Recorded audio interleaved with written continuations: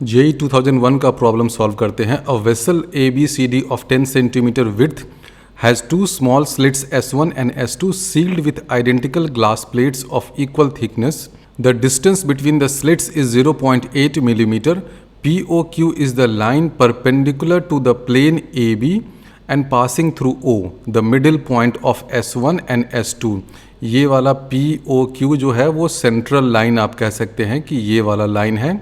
A monochromatic light source is kept at S 40 cm below P and 2 meter from the vessel to illuminate the slits as shown in the figure. ये जो S है ये monochromatic light का source है जो P से 40 centimetre नीचे है और इस वेसल से 2 मीटर अवे है। Calculate the positions of the central bright fringe on the other wall CD with respect to the line OQ. Now a liquid is poured into the vessel and filled up to OQ. The central bright fringe is formed to be at Q. Calculate the refractive index of the liquid. तो पहले part में तो आपसे पूछा है कि इस wall CD पर सेंट्रल फ्रिंज कहाँ बनेगा। मान लीजिए कि सेंट्रल फ्रिंज कहीं यहाँ पर बनेगा जिसका नाम हम लोग P नहीं, P तो ऑलरेडी हो गया है, कुछ भी नाम दे दीजिए इस पॉइंट का।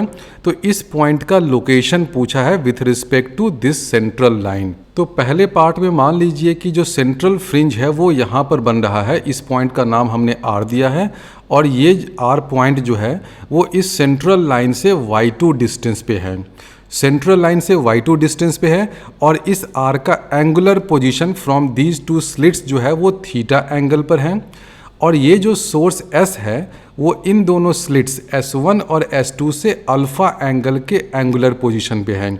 तो ध्यान रखिए जब भी इस तरह का क्वेश्चन हो ना YDSC का जिसमें सोर्स जो है वो ऊपर या नीचे हो या पोजीशन ऑफ ब्राइट फ्रिंज या डार्क फ्रिंज भी आपको पता करना है तो एंगुलर पोजीशन अल्फा थीटा इसके टर्म्स में काम करिएगा तो ज़्यादा फायदे में रहिएगा। तो इसलिए यहाँ पर हमने Y1 Y2 ये डिस्टेंस भी लिखा है क्योंकि अल्टीमेटली हमें Y2 डिस्टेंस ही फाइंड करना है, लेकिन इस पॉइंट R का angular position with respect to these two slits S1 and S2 हम लोग थीटा लिख सकते हैं। ये एंगुलर पोजीशन थीटा है, इसका मतलब यहाँ से सेंटर से अगर आप R को ज्वाइन करता हुआ एक लाइन बनाइएगा तो हॉरिजॉन्टल से या जो PQ सेंट्रल लाइन है उससे ये थीटा एंगल पर होगा। और क्योंकि ये जो वॉल है ये डिस्टेंस D2 बहुत ही ज़्यादा है तो S1 से R जो लाइन है वो भी इस हॉरिजॉन्टल से थीटा एंगल पर होगा, ये S2 से R जो लाइन है वो भी थीटा एंगल पर होगा। ये सब तो अप्रॉक्सीमेशन होता है ना YDSC में कि ये जो तीनों लाइट रेज हैं ऑलमोस्ट पैरेलल हैं। पैरेलल है नहीं क्योंकि अल्टीमेटली तो तीनों यहाँ पर मिल रहे हैं, लेकिन फॉर कैलकुलेटिंग पाथ डिफरेंस आप ये एज्यूम कर लेते हैं कि ये थीटा एंगल हर जगह सेम है। अब ये जो पॉइंट R है इस पॉइंट की क्या खासियत है? इस पॉइंट की खासियत है कि ये सेंट्रल मैक्सिमा है और सेंट्रल मैक्सिमा कौन सा पॉइंट होता है? वैसा पॉइंट जहाँ पर net path difference delta x 0 हो जाए। अब हम लोग इस पॉइंट R पर पाथ डिफरेंस कहाँ से लेंगे? क्या हम लोग सिर्फ S1 और S2 से लेंगे? नहीं, हम लोग पाथ डिफरेंस कैलकुलेट करेंगे इस ओरिजिनल सोर्स S से। यहाँ से क्यों कैलकुलेट करेंगे? जनरली जो YDSC होता है उसमें तो सोर्स यहाँ होता है तो S1 और S2 पर जब लाइट रेज पहुँचती है तो उनके बीच में कोई इनिशियल फेज डिफरेंस नहीं होता है, उन दोनों के बीच में फेज डिफरेंस 0 होता है। तो इसलिए किसी एक आर्बिट्रेरी पॉइंट R पर जब हम लोग फेज डिफरेंस या पाथ डिफरेंस कैलकुलेट करते हैं तो S1 से और S2 से पाथ डिफरेंस फाइंड कर लेते हैं। लेकिन इस केस में आप देख रहे हैं कि सोर्स ऑफ लाइट यहाँ पर है, ये सोर्स ऑफ लाइट S1 से ज़्यादा दूर है, S2 से कम दूर है। तो इस सोर्स ऑफ लाइट से जो लाइट रेज निकलेंगी, पहला ये और दूसरा ये, S1 और S2 पर जब ये पहुँचेगा तो S1 और S2 पर पहुँचने तक में इन दोनों लाइट रेज में पाथ डिफरेंस हो जाएगा और S1 से R और S2 से R जब जाएगा तो फिर से पाथ डिफरेंस होगा और नेट पाथ डिफरेंस यहाँ पर 0 होना है। तो हम लोग ये लिख सकते हैं कि जो पाथ डिफरेंस डेल्टा x है वो क्या हो जाएगा? S1R ये वाला डिस्टेंस, देखिए मैं किसकी बात कर रहा हूँ, ये S1R ये रे 1 का पाथ हुआ ना, S1R ये वाला डिस्टेंस माइनस कर दीजिए S2R, आप लिख सकते हैं ऐसे माइनस S2R। तो पाथ डिफरेंस इसके बराबर होगा S2S1 R, ये distance minus S to S2 और S2 से R। अब ये जो S1R है इसको हम लोग ब्रेक करके दो पार्ट में लिखेंगे तो ऐसे लिख सकते हैं S1 प्लस S1R, ठीक है, डिस्टेंस ही है ना। S1R क्या हुआ, यहाँ से यहाँ का डिस्टेंस, फिर S1 से R का डिस्टेंस। तो इसको हम लोग ब्रेक करके लिखें तो ये हो जाएगा S1 प्लस S1R, माइनस कर दीजिए S2R, ये क्या होगा, S से S2 का डिस्टेंस, फिर S2 से R का डिस्टेंस, यानी कि हो जाएगा माइनस S2 माइनस S2R। अब ये दो टर्म को आप एक साथ कर दीजिए, S1 माइनस S2 और S1R माइनस S2R। तो इसको अगर हम लोग रीअरेंज करके लिखें तो ये हो जाएगा this is equal to S1 minus S2 minus यहाँ पर हो जाएगा S2R माइनस S1R। तो उसी चीज़ को देखिए हमने रीअरेंज करके इस फॉर्म में लिख दिया है। तो नेट पाथ डिफरेंस क्या होगा, यहाँ से यहाँ S से S1 और S2 तक जितना पाथ डिफरेंस हुआ वो फाइंड कर लीजिए, फिर S1 से R और S2 से R तक जितना पाथ डिफरेंस हुआ वो फाइंड कर लीजिए, दोनों को माइनस कर दीजिए, नेट पाथ डिफरेंस मिल जाएगा। तो इस स्टेप तक आप डायरेक्टली भी पहुँच सकते थे। अगर आपको ये S1R वगैरह में थोड़ा कन्फ्यूजन हो रहा है तो आप सीधे ये देखिए ना, लाइट रे S से स्टार्ट हुआ और R तक पहुंचना है, तो S से S1 और S2 तक, यहाँ तक इंटरमीडिएट स्टेप जो है, यहाँ तक पहुंचने में पाथ डिफरेंस कितना हो जाएगा, S1 माइनस S2 कर दीजिए। और उस केस में ये जो ऊपर वाला लाइट रे है ना, मान लेते हैं इसका नाम 1 कर देते हैं, तो रे 1 जो है वो ज़्यादा डिस्टेंस कवर किया है। S1 S2 के बाद जब हम लोग R की बात करें तो ऊपर वाला जो रे 1 है और नीचे वाला जो रे 2 है, तो रे 1 इसमें कम डिस्टेंस कवर किया है, यानी कि रे 2 का पाथ लेंथ ज़्यादा है, यानी कि नेट पाथ डिफरेंस को आपको माइनस करना पड़ेगा। माइनस इसलिए हुआ क्योंकि रे 1 देखिए पहले स्टेज में तो ज़्यादा डिस्टेंस कवर कर रहा है, यानी कि ये ज़्यादा पाथ कवर कर रहा है, लेकिन रे 1 दूसरे स्टेज में यहाँ से स्लिट्स के बाद जब जाना है तो ये कम डिस्टेंस कवर कर रहा है, यानी कि पाथ लेंथ 2 का ज़्यादा है। तो नेट पाथ डिफरेंस पहले स्टेज में जितना पाथ डिफरेंस हुआ उसमें से माइनस कर दीजिए। अगर क्वेश्चन में आपको कोई आर्बिट्ररी पॉइंट यहाँ पर दे देता है, उसका नाम कर देते हैं T कर देते हैं, और पूछता कि बताओ तो बच्चों कि इस T पॉइंट पर कितना पाथ डिफरेंस होगा, तब आप क्या करते, S से S1 जाते, फिर आप वापस T पर आते, फिर S से S2 जाते, फिर आप वापस T पर आते। तो उस केस में टोटल पाथ डिफरेंस ऐड हो जाता, ध्यान रखिए उस केस में ऐड होता, क्योंकि देखिए S से S1 जो रे 1 है वो ज़्यादा डिस्टेंस कवर किया, और ये T क्योंकि नीचे है तो S1 से T जो रे आ रहा है, यानी कि रे 1 वो फिर से ज़्यादा डिस्टेंस कवर किया, यानी कि दोनों स्टेज में उसने ज़्यादा डिस्टेंस कवर किया, यानी कि दोनों स्टेज में जो पाथ डिफरेंस आया वो ऐड हो जाएगा। लेकिन इस केस में क्योंकि हमसे पूछा गया है कि सेंट्रल मैक्सिमा कहाँ होगा, तो सेंट्रल मैक्सिमा में तो हम लोग जानते हैं उसकी निशानी क्या होती है कि वहाँ पर पाथ डिफरेंस 0 हो, इसलिए इस पॉइंट R को तो ऊपर होना ही पड़ेगा, और ये हो गया नेट पाथ डिफरेंस इस पॉइंट R के लिए। और अगर ये सेंट्रल मैक्सिमा है तो this has to be equal to 0। तो आप डायरेक्टली भी नेट पाथ डिफरेंस ऐसे लिख सकते थे। अब रही बात कि ये S1 माइनस S2 कैसे फाइंड किया जाए, बहुत सिंपल लॉजिक है। इस लॉजिक को हम लोगों ने बहुत बार यूज़ किया है, YDSC के थियरी में भी यूज़ किया था। आपको पता करना है कि S1 माइनस S2 क्या होगा, तो आप यहाँ से एक परपेंडिकुलर ड्रॉप कर दीजिए। अब यहाँ पर आप ये देखिए कि ये एंगल अल्फ़ा है, तो ये एंगल क्या हो जाएगा 90 माइनस अल्फ़ा। अब ये परपेंडिकुलर है तो ये भी परपेंडिकुलर होगा, तो ये एंगल क्या हो जाएगा, ये एंगल हो जाएगा अल्फ़ा। ये थियरी आप लोगों ने बहुत बार YDSC में देखा होगा, और इस चीज़ को ध्यान से समझ लीजिए क्योंकि YDSC के बहुत सारे क्वेश्चंस में इस थियरी का, इस टेक्निक का यूज़ होता है। S2 से हमने परपेंडिकुलर ड्रॉप किया, ध्यान रखिए किस पॉइंट से किस लाइन पर परपेंडिकुलर ड्रॉप करते हैं, जो लंबा वाला लाइन हो ना, जिसका लेंथ ज़्यादा हो, उस लाइन पर परपेंडिकुलर ड्रॉप करते हैं। तो S1 ज़्यादा लंबा है, तो दूसरे पॉइंट S2 से हम लोग परपेंडिकुलर ड्रॉप करेंगे S1 पे, ये परपेंडिकुलर हो गया। अब उसके बाद एंगल्स फाइंड करना है, इसको हमने अल्फ़ा लिखा है, तो ये क्या हो जाएगा 90 माइनस अल्फ़ा। ये एंगल ये वाला 90 है, तो ये फिर से हो गया अल्फ़ा, समझ में आया। अब ये एंगल अगर अल्फ़ा है, लिख देते हैं भाई, तू आजा, ये है एंगल अल्फ़ा।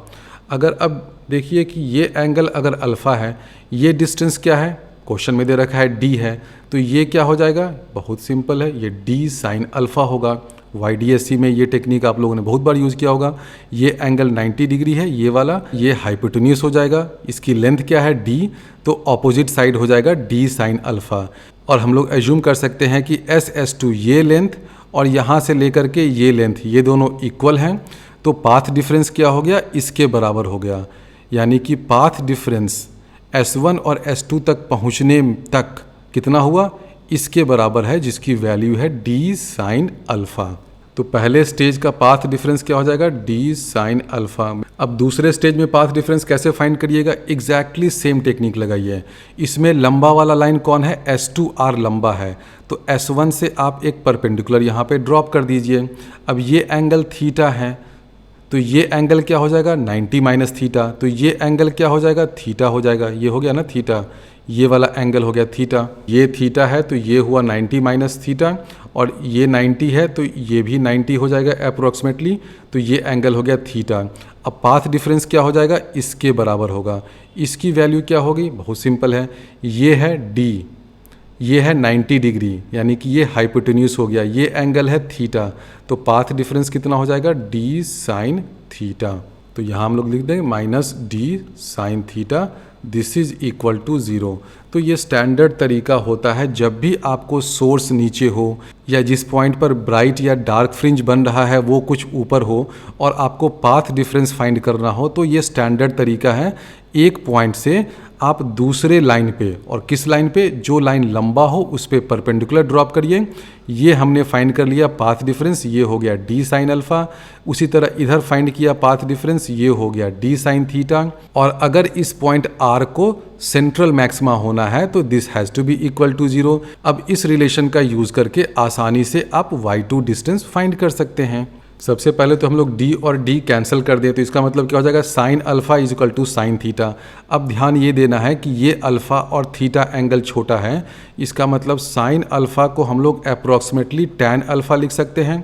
उसी तरह साइन थीटा को हम लोग अप्रॉक्सीमेटली टैन थीटा लिख सकते हैं। ये करना पड़ता है, क्यों करना पड़ता है, क्योंकि अगर आप साइन के टर्म्स में रखेंगे तो रिलेशन कॉम्प्लिकेटेड हो जाएगा। टैन अल्फ़ा और टैन थीटा के टर्म्स में बहुत ही सिंपल रिलेशन हो जाएगा। तो यहाँ से हम लोग लिख सकते हैं tan alpha is equal to tan theta. अब टैन अल्फ़ा क्या है, अल्फ़ा तो ये वाला एंगल है, तो टैन अल्फ़ा क्या हो जाएगा, Y1 opposite divided by base. तो टैन अल्फ़ा हो गया Y1 divided by D1, this is equal to tan theta, ये हो जाएगा Y2 डिवाइडेड बाय D2।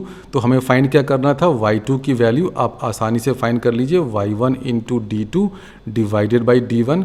और क्वेश्चन में आपको Y1 भी दे रखा है, D2 D1 सब दे रखा है, तो इसको सॉल्व करिएगा तो Y2 की वैल्यू आ जाएगी 2 सेंटीमीटर। यानी कि इस सेंट्रल लाइन से 2 सेंटीमीटर ऊपर सेंट्रल मैक्सिमा बनेगा। सेकेंड पार्ट में ये दे रखा है कि इस कंटेनर में आपने लिक्विड डाला, यहाँ पर आपने लिक्विड डाल दिया, तो लिक्विड डालने से क्या हुआ कि जो सेंट्रल मैक्सिमा है अब इस क्यू पॉइंट पर बन रहा है। अब आप थियोरेटिकली सोचिए कि लिक्विड डालने से सेंट्रल मैक्सिमा यहाँ कैसे बन सकता है।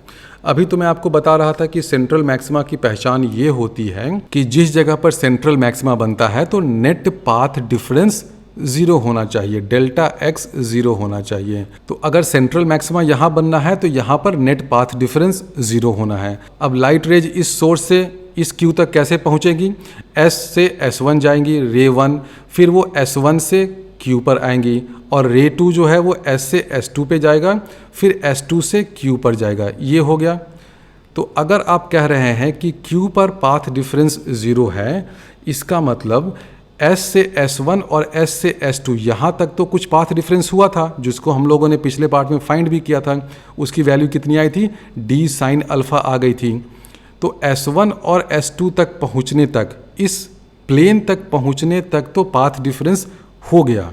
अब उस पाथ डिफरेंस को कैंसल आउट करना है। कैसे कैंसल आउट होगा, S1 से Q और S2 से Q तो देख रहे हैं कि सेम डिस्टेंस है, बिल्कुल सही बात है, सेम डिस्टेंस है, लेकिन दोनों डिस्टेंस अलग अलग मीडियम में है।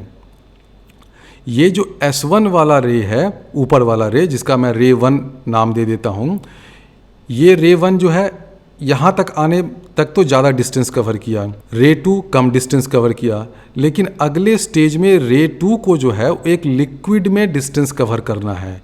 तो ये डिस्टेंस अगर हम लोग मान लेते हैं कि कुछ भी है S2Q, तो S2Q और S1Q दोनों इक्वल हैं, लेकिन क्योंकि S2Q जो डिस्टेंस है वो दूसरे मीडियम में है जिसका रिफ्रैक्टिव इंडेक्स मान लेते हैं कि n है, तो ऑप्टिकल पाथ लेंथ कितना हो जाएगा n टाइम्स S2Q, और S1 से Q आने में कितना डिस्टेंस है S1Q। ठीक है, तो अब इन दोनों में तो डिफरेंस हो गया ना। तो इनिशियल जो पाथ डिफरेंस एक्यूमुलेट हुआ था यहाँ तक, इस प्लेन तक पहुँचने में, जो d साइन अल्फ़ा के बराबर था, इस पाथ डिफरेंस को अब हम लोग इससे ऑफसेट कर देंगे, यानी कि यहाँ तक पहुँचते पहुँचते Q तक आते आते नेट पाथ डिफरेंस 0 हो जाएगा।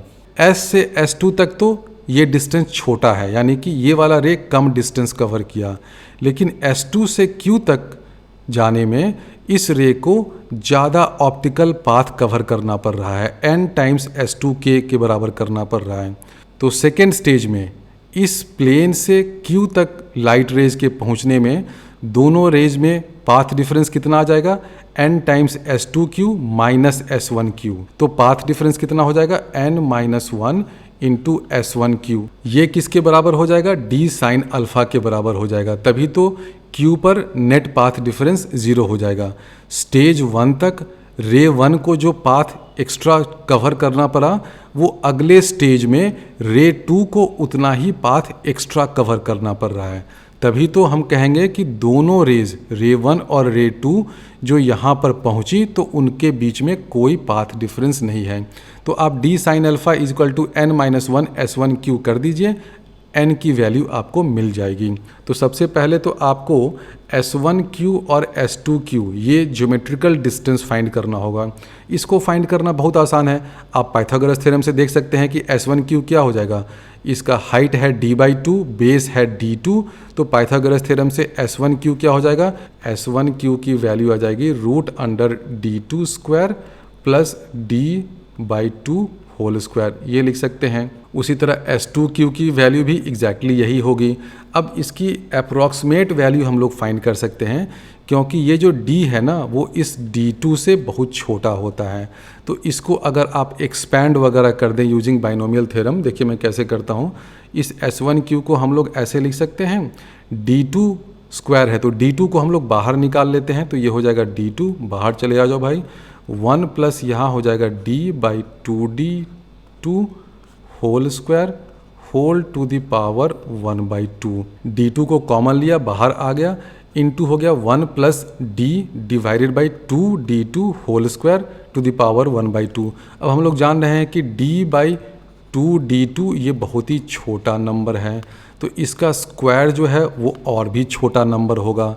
अब ये एक्सपेंशन क्या है, आप लोगों ने बाइनोमियल थ्योरम में पढ़ा होगा कि अगर 1 plus x to the power n करते हैं तो ये अप्रोक्सीमेटली हो जाता है 1 plus nx if x is much much less than 1।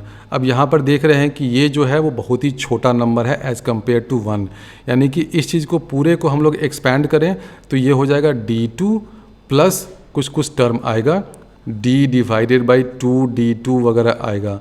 अब ये अपने आप में छोटा नंबर है, तो इसको भी हम लोग नेग्लेक्ट कर देंगे, तो हम लोग अप्रॉक्सीमेटली लिख सकते हैं कि S1Q is equal to d2। लिखिए, कोई अंतर नहीं है, आंसर बिल्कुल आ जाएगा।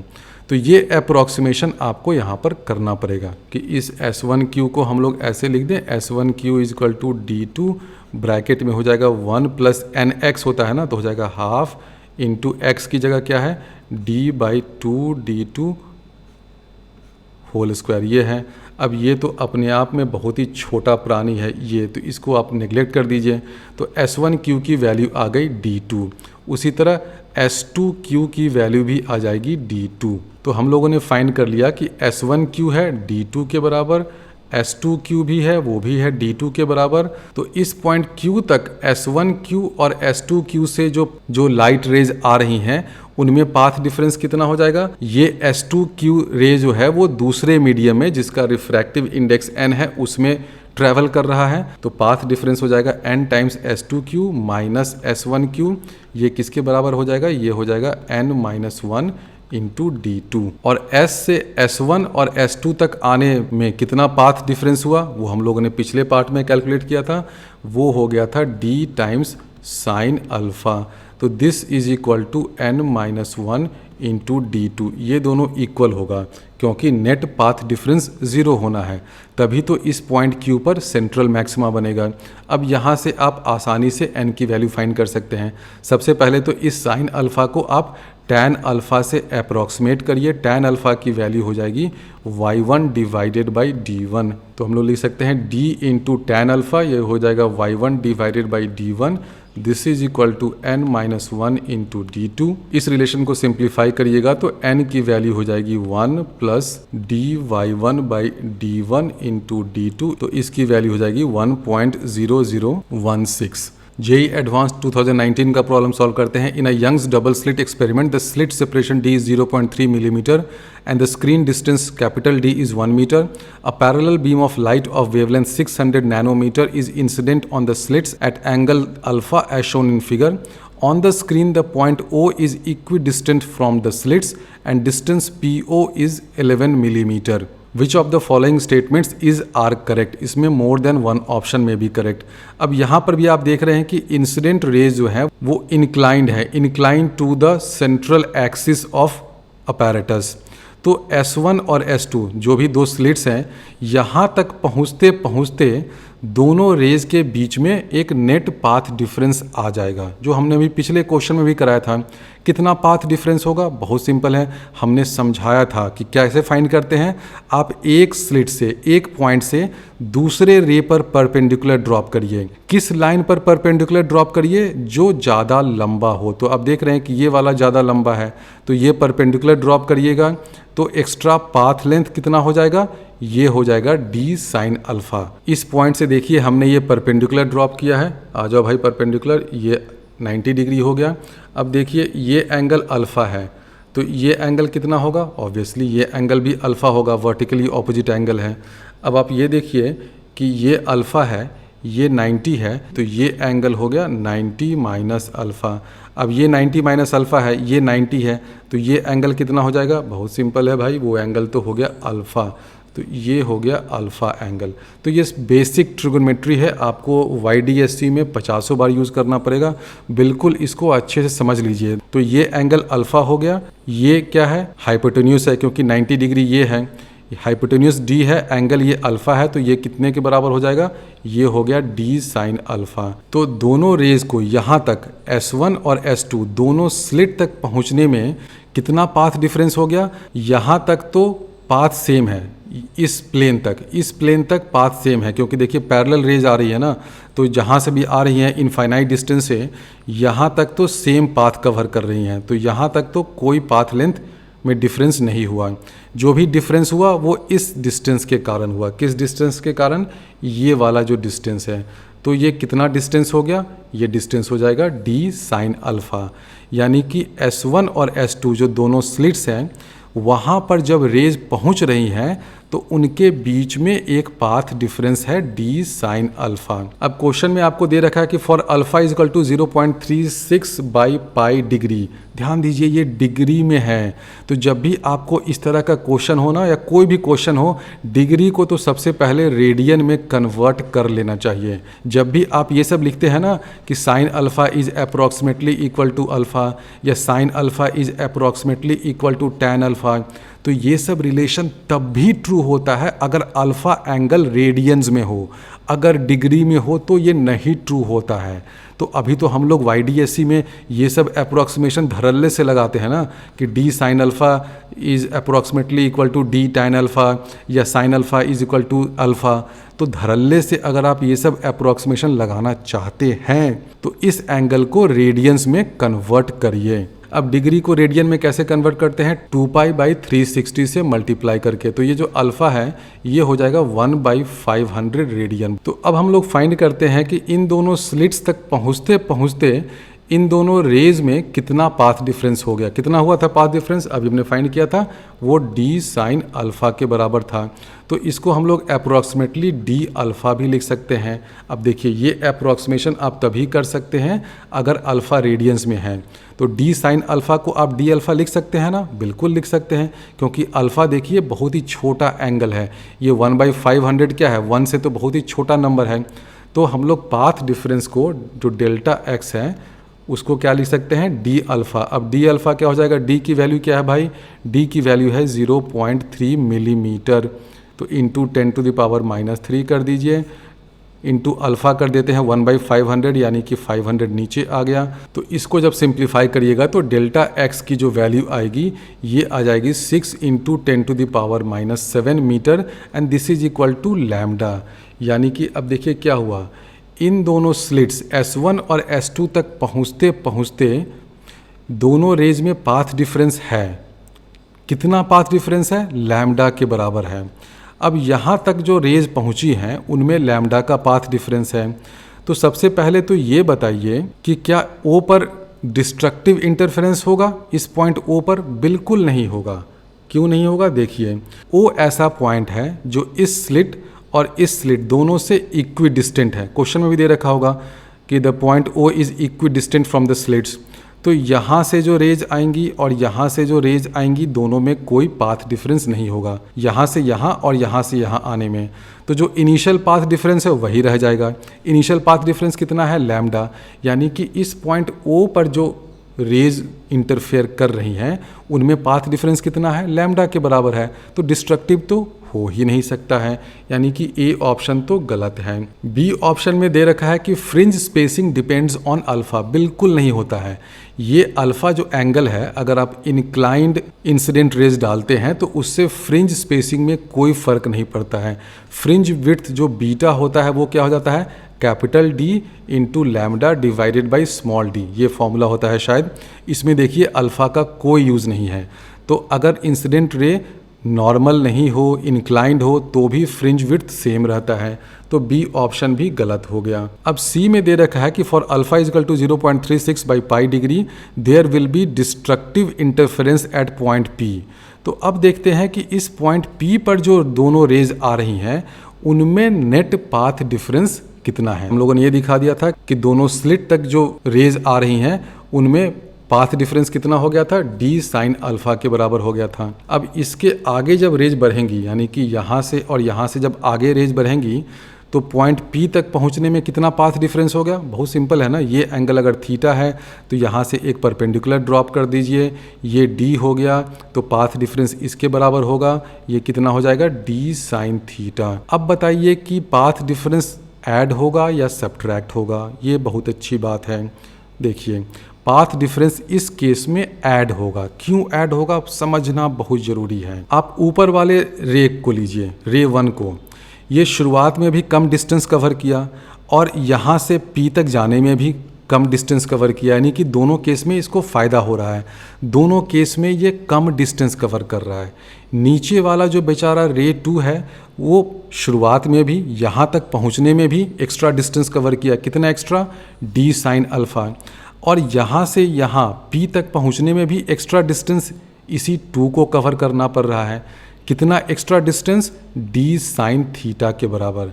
यानी कि रे 1 का जो पाथ है वो रे 2 के पाथ से छोटा है।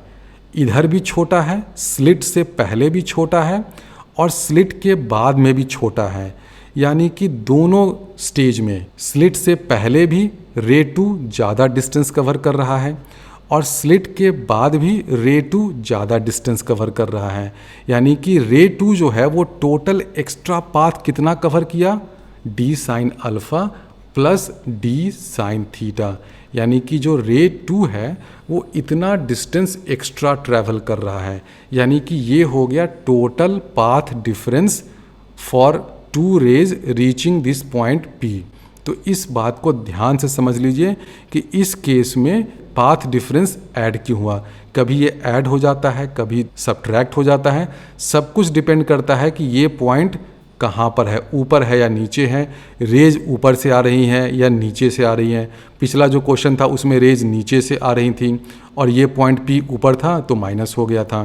तो ये सब ज्योमेट्री आपको ध्यान में रखना पड़ेगा। तो इस पॉइंट पी पर जो रेज आ रही हैं उनमें टोटल पाथ डिफरेंस इतना हो गया। तो इस डेल्टा एक्स की वैल्यू क्या हो जाएगी, इसको अगर हम लोग लिखेंगे डी साइन अल्फा तो क्या हो जाएगा, डी डिवाइडेड बाई 500 प्लस कर दीजिए डी साइन थीटा। अब डी साइन थीटा कितना होगा, ये भी बहुत सिंपल सी बात है।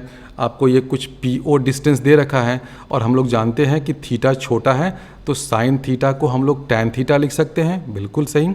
और टैन थीटा क्या हो जाएगा, this distance P O divided by this capital D. और क्वेश्चन में दे रखा है कि ये जो पी ओ है ये है 11 मिलीमीटर।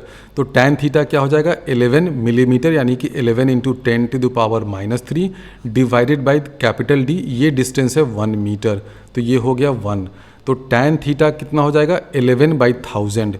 तो साइन थीटा कितना हो जाएगा, 11/1000। तो लिख दो यहाँ पर, तो इसको भी हम लोग लिख दें d इंटू 11/1000। कैलकुलेशन मत करिए, इसको ऐसे ही रहने दीजिए। ये सब क्वेश्चन में ध्यान यही देना चाहिए कि हड़बड़ा के तुरंत कैलकुलेशन मत करिए, फायदे में रहिएगा। तो इसको हम लोग अब ऐसे लिख सकते हैं, d/500 को हमने बाहर निकाल दिया तो ये हो जाएगा 1 प्लस यहाँ पर हो जाएगा 11/2। देखिए एग्जैक्टली सेम चीज़ है ना, बिल्कुल सही बात है। अब पिछले पार्ट में हमने कैलकुलेट किया था कि d/500 जब हम लोग कैलकुलेट करते हैं तो क्या आ गया था, वो लैम्डा के बराबर आ गया था। यानी कि डेल्टा एक्स कितना हो जाएगा, लैम्डा इंटू 1 प्लस 5.5। यानी कि हम लोग ये लिख सकते हैं कि delta x is equal to lambda into 1 plus 5.5 यानी कि 6.5। तो अब देखिए डेल्टा एक्स क्या हो गया, 6 लैम्डा प्लस λ/2 n+1/2 लैम्डा, है ना। इंटीग्रल मल्टीपल तो नहीं हुआ। यहाँ तक पॉइंट P तक पहुँचने में जो दोनों रेज हैं उनके बीच में पाथ डिफरेंस क्या हो जाएगा, 6 लैम्डा प्लस λ/2। अगर 6 लैम्डा रहता तब तो यहाँ कंस्ट्रक्टिव हो जाता, लेकिन साथ में ये λ/2 है। इस λ/2 के कारण यहाँ पर डिस्ट्रक्टिव इंटरफेरेंस होगा, इसलिए C ऑप्शन सही है। इस पॉइंट P पर डिस्ट्रक्टिव इंटरफेरेंस होगा। D में ये दे रखा है कि for alpha is equal to 0 there will be constructive interference at point P। ये भी नहीं होगा। क्यों नहीं होगा, अल्फा इज इक्वल टू 0 का मतलब क्या है कि रेज डायरेक्टली आ रही हैं। रेज डायरेक्टली आ रही हैं तो पॉइंट P पर जब इंटरफेरेंस होगा तो पॉइंट P पर दोनों रेज में पाथ डिफरेंस तो होगा। कितना होगा, अभी हमने कैलकुलेट किया था। ये देखिए ये टोटल पाथ डिफरेंस था। अगर अल्फा इज इक्वल टू 0 कर देते हैं तो ये टर्म गया तेल लाने, इसको 0 कर दो तो पाथ डिफरेंस कितना हो गया, d साइन थीटा। ये d साइन थीटा कितना है, d इंटू 11/1000। इसको आप ऐसे लिख सकते हैं d/500, बिल्कुल लिख सकते हैं, इंटू 11/2। और हम लोग d/500 के पीछे क्यों पड़े हुए हैं, क्योंकि फर्स्ट पार्ट में हमने दिखा दिया था कि d/500 हो जा रहा है लैम्डा। तो ये क्या हो जाएगा, लैम्डा इंटू 11/2 यानी कि 5.5। तो भी देखिए P पर क्या होगा, कंस्ट्रक्टिव इंटरफेरेंस होगा, नहीं होगा, यहाँ पर डिस्ट्रक्टिव इंटरफेरेंस ही होगा। क्योंकि अगर अल्फ़ा 0 भी हो जाए यानी कि रेज बिल्कुल ऐसे नॉर्मल इंसिडेंट हो रही हैं तो भी पॉइंट P पर जो पाथ डिफरेंस है वो कितना है, 5.5 लैम्डा टाइम्स है। 5 लैम्डा प्लस λ/2 है। तो इंटीग्रल मल्टीपल ऑफ लैम्डा तो हुआ नहीं, यानी कि पॉइंट P पर उस केस में भी डिस्ट्रक्टिव इंटरफेरेंस ही होगा।